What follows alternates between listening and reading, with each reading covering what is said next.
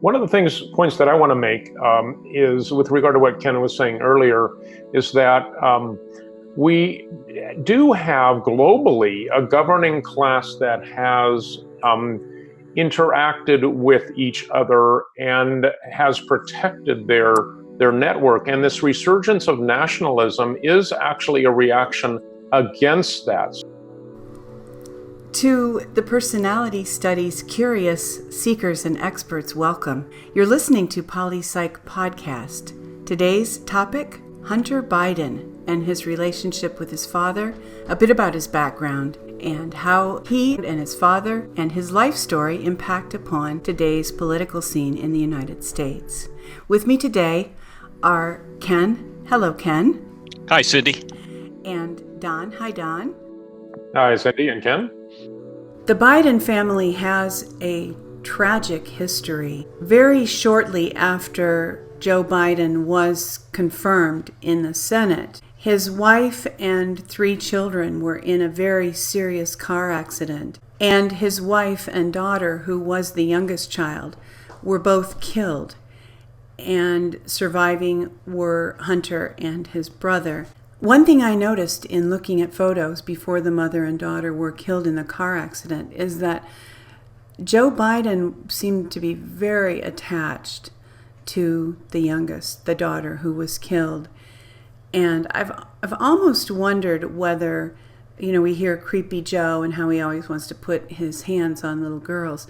I've actually kind of wondered in looking at some of these photos whether he may just have an affinity for little girls, having lost his daughter and having that gap in his life. Now he's remarried and he does have another daughter now, but they certainly have had their share of difficulties and struggles. Hunter has had kind of a rough life. I'd say from an MBTI perspective, I'm going to say, very wild guess, ISFP.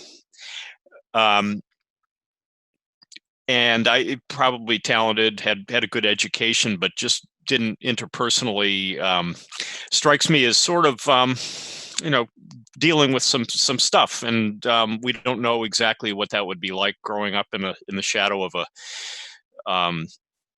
major political figure.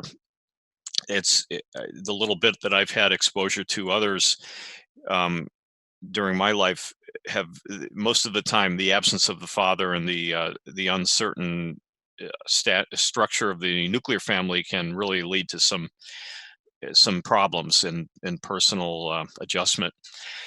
And I'd say, let's go around the table here and just collect our own impressions. I personally, we discussed this a little before the show started, I'm not regarding this story as being as significant as it should be. I think it really belies a deeper theme of the Democratic Party, assuming Hillary would win, and propelling the Bidens into this sort of plum pre-State Department assignment, possibly Joe as Secretary of State.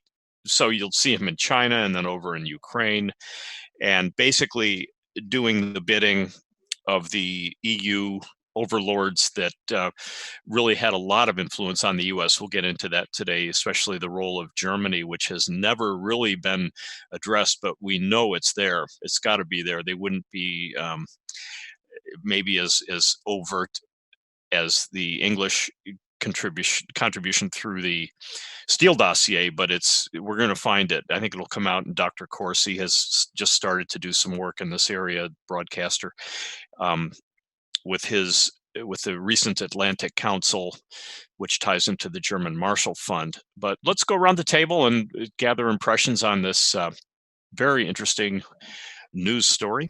I'd like to just weigh in with just a hip shot at Hunter Biden's Enneagram type. He feels like a heart type to me, and when I was first looking at clips of him, I was thinking that he might be Enneagram 4, which I can't entirely rule out, but I'm leaning toward thinking that he's a 3. The way he handled this ABC interview it felt very slick to me. I won't say it was felt studied. I mean, that's something that might tend to happen more with another Enneagram type. An Enneagram 3 is quite able to just slip into presenting himself or herself very well as a successful person who just is winning in life and hasn't done anything wrong and is completely comfortable with who he or she is. And that's kind of that's a presentation that I see with him. So I think he might be an Enneagram 3 for what that's worth. Yeah, I think either 3 or 4 works for me, because either type would be in touch with their wing. Although I actually tend to favor 4, who is in touch with his 3 wing and is able to manifest that, as anybody growing up in politics would. So I kind of like the idea, especially resonating with Ken's idea that Hunter could be an introvert, that his core type could be a 4, and in his media presentations he's accessing his 3 wing, and it really has come out that there are contradictions in his narratives, so that it's not really hard to peel back the layers and saying, well, wait a minute, you're not really being truthful here. And that's the kind of thing that does happen with 3s. And of course, we want to remember that Donald Trump is a 3. There's also a Teflon-like quality about 3s because they believe in themselves so strongly. So I'm thinking that Hunter has access to that.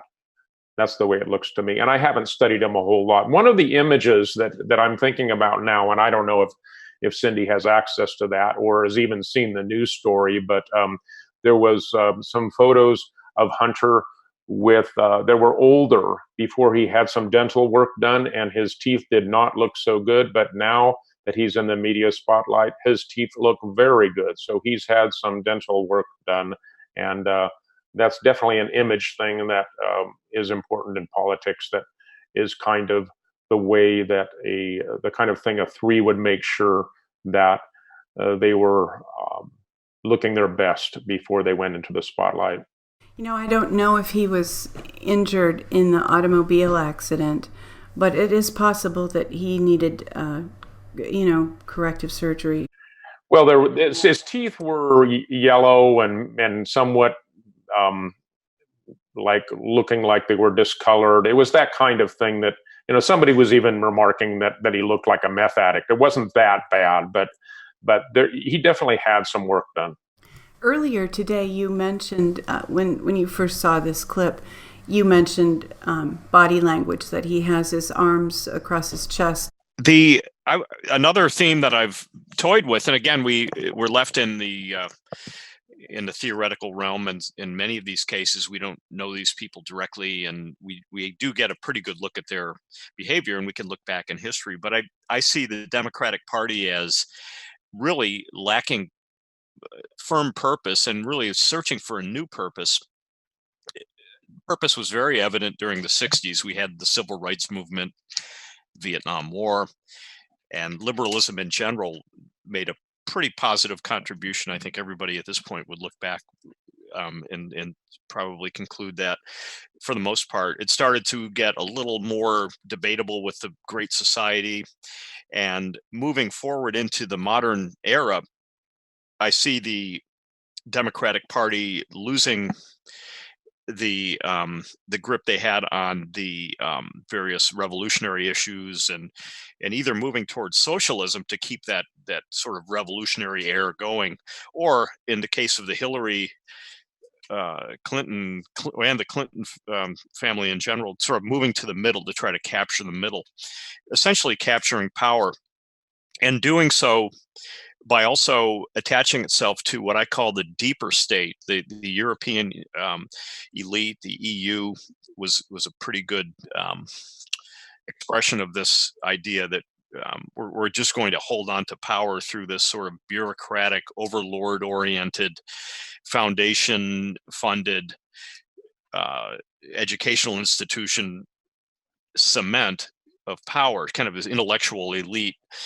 assuming control for no other purpose than to assume control. And again, that's my deeper state conception, but it was really defeated by the victory of Donald Trump. And I think they really are still adjusting to that. And so the premise that I'm putting forward here is that what we're seeing now is not a calculated effort. It's like what Warren Buffett said about investors: when the tide goes out, we'll see who was swimming naked. And we are seeing that with Mueller. We see the Mueller investigation falling apart. And how I look at the Biden situation, with assuming a Hillary victory, which I think was assumed, what would Joe Biden be doing? Well, he may be Secretary of State. Maybe they were throwing him a bone by sending him into these plum assignments, giving him a chance to take care of his son, to get him set up as a international globetrotter. And I believe that the Biden story is not as significant as the bigger story of Germany or possibly EU pushing back the Russian frontier a little bit to try to keep NATO, in power, and keep Germany in power in the EU, and strengthen that tie. And we're just getting to that point where we're seeing the Atlantic Council story come up. And I also want to make the point that I believe Hunter Biden was not an employee of Burisma. He was a board member. My understanding is that he was an employee of the law firm Boise Shiller and was taken into the Burisma board ostensibly to coordinate the legal policy there. And that's been documented in several articles. So essentially, we have John Kerry's son. I think Pelosi's son is starting to crop up, and these are all, again, they're getting plum assignments to prepare for to sort of move over and let Hillary take charge, and to sort of satisfy these lower level Democratic players, enrich their families a little bit, and sort of keep them happy while Hillary's sort of running the show for 2 terms. When that didn't happen, the tide goes out, and we find out who's been swimming naked. So we can we'll study today. We'll look at the Biden story, but we're going to see these stories cropping up all over the place, because basically what we're seeing is an unexpected event, and a Democratic Party that was not prepared for this eventuality and is still on their back leg with this whole situation. And that's why to me, that's why their strategy makes no sense at all. There never was a strategy. The strategy was Hillary was going to win, and there was no backup plan. One of the things that Hunter Biden states in this interview is that he never discussed his work with his father. And this article about DC's Atlantic Council raked in funding from Hunter Biden's corruption-stained employer while courting his VP father. According to this, there definitely was a connection between Hunter Biden's work and his father's work through, as you stated, the Atlantic Council. I believe that Joe Biden received. Here's a paragraph. Behind the curtain, the Atlantic Council has initiated a lucrative relationship with a corruption-tainted Ukrainian gas company, the Burisma Group, that is worth as much as $250,000 a year. The partnership has paid for lavish conferences in Monaco, and helped bring Burisma's oligarchic founder out of the cold. And I believe that Joe Biden has received payment for speaking at the Atlantic Council. So there's definitely, if it weren't for the internet, I think it would be very difficult for people like us to find these kind of connections. And I think along with them anticipating that Hillary would win, I don't think they ever anticipated that ordinary Americans would be able to find these connections. I think they thought that they had them hidden well enough that we would never find them. And it comes to my mind even that Lacey Ford, I think that was her name, received $200,000 from GoFundMe. anybody can, you can say that she wasn't backed by anybody, but she could have, she was backed by the people who put money in her GoFundMe account. And we used to not be able to figure things like that out, but now we can. So I think we're all becoming a little wiser about this kind of thing. One of the points that I want to make is with regard to what Ken was saying earlier, is that we do have globally a governing class that has interacted with each other and has protected their network. And this resurgence of nationalism is actually a reaction against that. So when we see things like Hunter Biden and his involvement in the business in the Ukraine, it's not because Hunter Biden has a business background that qualifies him to do the kind of board membership oversight things that he was doing. It's because there is an understanding with these so-called elites in many countries that they will help one another as they build a global network that supersedes national boundaries. And what we're seeing now with Trump and the nationalist phenomenon worldwide is we're seeing a pushback against that. And as Cindy has said, this is in large part because the people actually see what's going on. And it did take President Trump to push through the smokescreen and to be able to pull back the curtain, so to speak. But it is happening, and again, it is because of the cultivated connections of these international political players that makes it possible for them to do what they've been doing. And Americans and all other countries nationalistically have been betrayed in the process, and that includes Germans and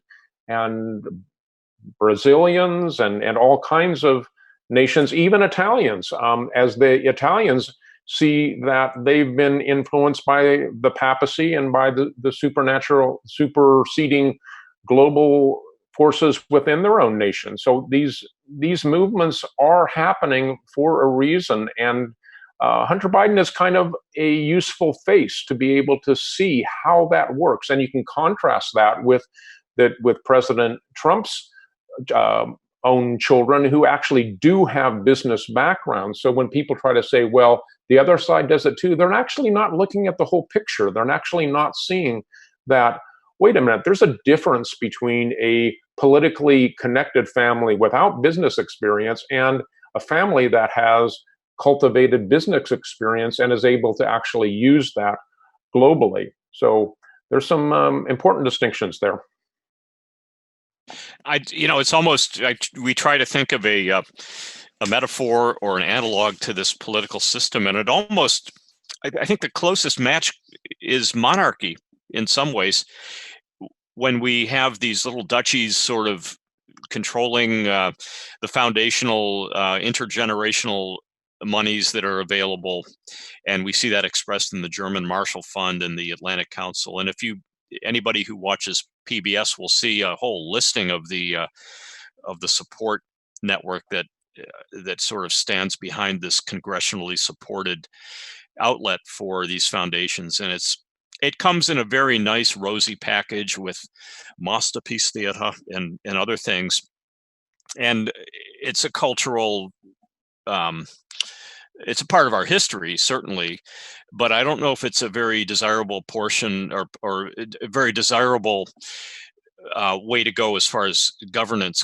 And the reflection of that really becomes an elitist sort of the king and the serfs, and it's reflected in our financial system. And bringing back we compare that to the Trump family, which again it's a little more we're dealing with capitalism, and it's a little more like the American, at least I guess the closest pejorative metaphor would be the Gilded Age. But again, I think it does have a little more constructive possibility of moving forward as a political premise when you're actually constructing or building something versus searching for social issues as the left is currently doing. They're veering off way into the realm of socialism or outright communism. Also, looking at just sort of ginning up the sexual politics and the culture, the LGBTQ, going beyond just the basic libertarian values that we probably do share. Everybody's got a right to their own expression, but it's become organizationally supplanted or infused with a political vector, and it's been really used. I think the whole gender argument has been hijacked by the Democrats for political gain, and it's then infused into the school districts in the form of sex education, with the just kind of going way over the line and violating, I think, some of the parental values that may really have more validity in a family. To have a sort of this government entity come in from the outside and promote a philosophy that would essentially wipe out the ability of their children to reproduce in normal heterosexual relationships, if that's what they choose. But children are very impressionable, so if you give them all these choices, you never know. I mean, it's sort of a socially engineered result that basically steals away children from their parents, just like the Germans did in the early Prussian days with the kindergartens and the other methods that they used to raise the armies that trounced across Europe. Yeah, the analogy that's coming to my mind right now that relates to that, Ken, is the farmer who breaks the legs of the cow and then chastises the cattle for not being able to get up. And that's what the elites purposely have done throughout history and have done through the American media and worldwide. They've actually used social engineering to keep the people in a debilitated state. And that's unfortunately, very sadly, what's happening to our children. And Americans used to know better. If you go back and look at the early part of the so-called American experiment, and I'm thinking around the time of Samuel Clemens, Mark Twain, who said many, many wise things, but and the Transcendentalists, Henry David Thoreau, those kind of people, they used to understand that America was different from the monarchies of Europe, and very intentionally so, because we did not have people that were ruling over us. And we've slowly gone to sleep since that point in time. And this whole emphasis on the media as social controllers is just now coming into clear focus with President Trump's emphasis. And many people, unfortunately, are not still quite getting it. But it's very much the media monopoly that is filling that role of that the monarchies filled in Europe for so many centuries. And Americans are starting to see past it. And we actually do have a rich history to draw on of independent thinkers. And I believe that we can go there again. We can be that independent-minded people. But those that want America to be like the rest of the world and want President Trump to behave and not make waves, well, they're not in touch with real American history, I'm afraid. I'm not defending royalty, but while I am not a believer in evolution as far as, we all came from slime, I do think that there is an evolution of humanity that's required. Some of the people, obviously, they've become very accustomed to controlling the earth and controlling humanity. And I know the Atlantic Council and other organizations are expressions of that. But, there's an intrinsic problem in humanity, in men and in women, that we want somebody to take care of us. Now, that's probably stems from a certain kind of brokenness in us. But even in ancient Israel, God remonstrated with the people of Israel because they wanted a king. And God said, hey, I wanted to be your king. Look, if you have a king, he's going to do this. He's going to take your cattle. He's going to take your horses. He's going to make your sons come and fight for him. And so I think there's a certain weakness in us that finds expression in wanting royalty that we can serve, in wanting, for lack of a better word, a daddy. And, maybe President Trump can help Americans transition from this urge that we have to be able to depend on somebody to take care of us, because he is a father figure, and he is iconic, but at the same time, he very much turns people away from himself to say, look, you go do something. It's the opposite of what Obama said. Look, you didn't build this. President Trump says, go build this. This is your country. This is your thing. I want to take away regulations and other problems that prevent you from being your best and doing your best. And so my hope is that we will be able to transition as a nation, that we have evolved as people to arrive at a place where we do want to have more independence, because it doesn't matter what happens with the laws or with the government. If we want to be fostered, if we want to be dependent, somebody is going to fill that vacuum. President Trump has so clearly said that in America, we worship God, not government. And that really puts it in a nutshell for me. Well, that was the revelation of, I think, Judeo-Christian ethic especially, is that even the king is subservient to God. And it was kind of a new wrinkle and it was violated a few times in history, and didn't work out too well when the Egyptians were essentially gods. But that really did change the ethical system. That we always go back to the Ten Commandments as being the first expression of that, but Moses getting the laws from another entity, not self-created, but and that, I think that even has helped. I think the problem or the opportunity, humans are social creatures, and in order for that social exchange to be efficient or effective, there does need to be somewhat of at least a division of labor. To put it, it doesn't have to be called a hierarchy. I guess if it depends on what value we're holding up as being the vector of rating that, but everyone has a place. It's one of the theories really that underlies the Jungian conception, is that all the different personalities are really there to balance each other in the social unit itself. And even some of the internal conflicts that people experience are a reflection of these, just this eternal conflict that can be centered though around a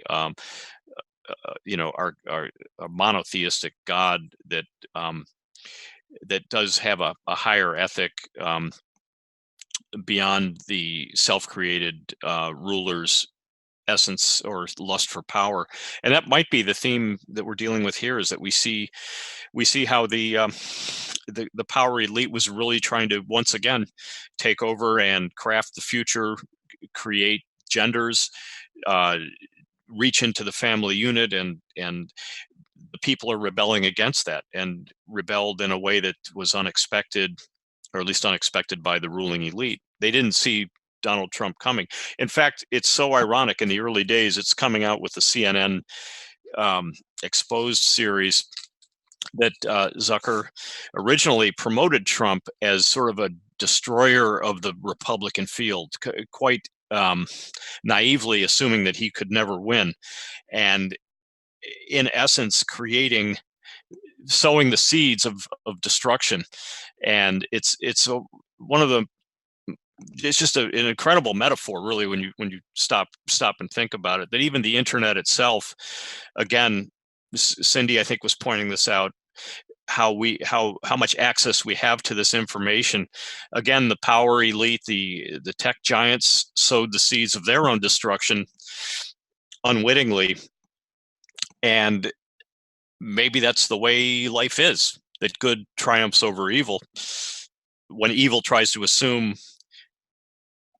or take credit for the creative impulse itself, instead of letting it be known or expressed as a movement, a progress of humanity towards an ethical ideal, rather than trying to self-create new ones. Yeah, I think you made a great point there, Ken, that the elites actually did want Trump in the ring as a destroyer of the Republican Party, and he actually did that, but they never anticipated that he would be able to actually lead in the way that he's done. And I think there's a couple of ingredients there that are really, really essential to note that have made this Trump coalition actually able to govern. And one of them, I think a very key one, is that President Trump actually does believe in people. He believes in the goodness of the American people, the American spirit. And another one is that he had the backing of the military that did recognize that there was an ongoing globalist coup that had been taking over America. So we're in the very unique position of being able to watch this unfold and see the resurgence of humanity, and watch those that have amassed power to themselves watch their domain begin to crumble. And it's really rather remarkable. And I know we're getting a little bit away from Hunter Biden, but he's a case in point of the old system, the old guard going away while we're watching something new come in and begin, something that actually does have roots in American history, that entrepreneurial spirit. Great points, Don. And I'd say when I look at the scenario again, it's a Hillary victory. And we see also the Hillary State Department pushing back against the Russian incursion, pushing forward the frontier into Russia. But most importantly, what I see is sort of this payoff is sending the VP Biden off into a future where Hillary is running the show, and maybe they had Secretary of State lined up for Biden, which is why we see the mobility of travel between China and Ukraine. And what I will say, though, again, is I'm looking at this point, and the attention hasn't really turned there yet, but I'm looking at the law firms that are involved that seem to crop up over and over, especially Boise Shiller, which has its mitts in the Epstein case, currently battling Dershowitz, actually, in an interesting case regarding one of the witnesses against Dershowitz. The Weinstein case Boise Shiller was involved in, and again with Hunter Biden was an employee of Boise Shiller, may have been during that time, at least the tie-in. And the board seat was very significant. And I've seen this happen before, where you pack boards with people just to get the vote. And with that board seat, control. And we see, again, the Victoria Nuland State Department, Hillary Clinton's State Department active. You know, Body Language Ghost recently did an analysis of this Joe Biden interview, and she picked up something that was very difficult to hear pertaining to his employment with Boise Shiller. And it's not real clear. It sounds, her interpretation was that someone in the background was telling them not to talk about something, or I'm not really sure, but I'll play the clip. Lawyer for Boise Shiller Flexner, one of the most prestigious law firms in the world. You didn't have any extensive knowledge about natural gas or Ukraine itself, though? No, but I think that I had as much knowledge as anybody else that was on the board, if not more. In the list that you gave. Mm-hmm. And there you go. For the first time, we hear something in the background. I don't know if you could hear that, but somebody in the background yelled out. And I'm going to assume it was a lawyer. And you just get like the smitten of it. It sounded like they were beginning to say sorry. If not more. And they were objecting to something because of the tone. If not more. Of course, another cut. And then she switches to a new question. He doesn't finish the answer. again, I look at the Biden story is interesting, but I think what we'll really find is that it's a reflection of a larger policy of containment in Europe, in Southern Europe, and as a reflection of the gas pipeline wars that were taking place. Syria is another theater for that. Ukraine, of course, as we're discussing here. And basically, again, we're limiting the Russian ability to traffic their BTUs into Europe through the port of Tartus up through Greece. And so some of it will be pointed to, if it ever does litigate, it'll be regarded as a legitimate strategy of the State Department to contain Russia.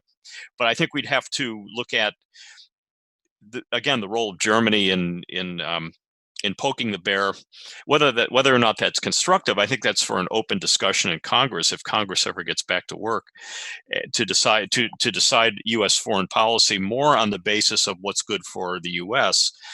and not on the basis of what's good for the EU, Germany, or the power elite in Washington, what we would call the swamp. And again, I see no profit motive making sense for the Bidens, maybe the younger Biden, but not Joe. Joe just doesn't seem to be made of that, to cut from that cloth. He seems to be perfectly happy with sort of an upper middle class lifestyle status wise. I think we've seen a little more ostentatious displays coming out of the Obamas and Clintons.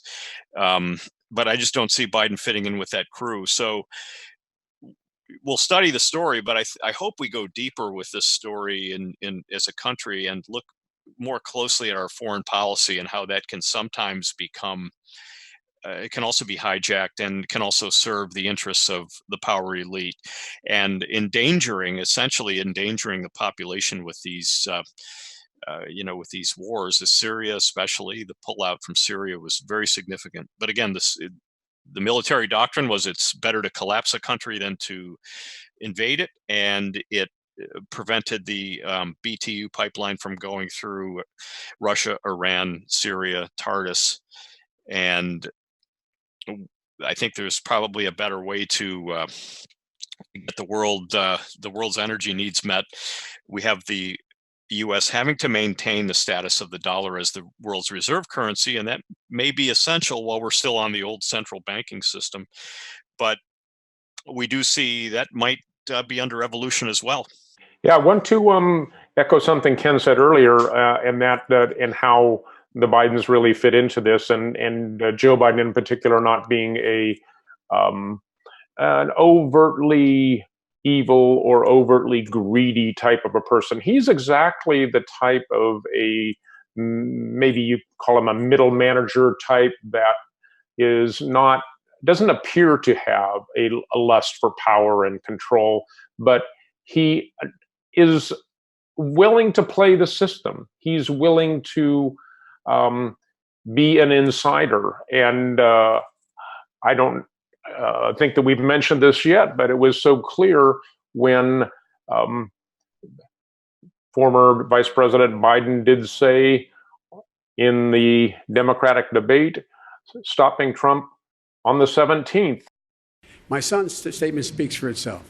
What I think is important is we focus on why it's so important to remove this man from office. On the 17th. And then you immediately saw him regret what he had said, a visual expression of, oh my gosh, I shouldn't have said that.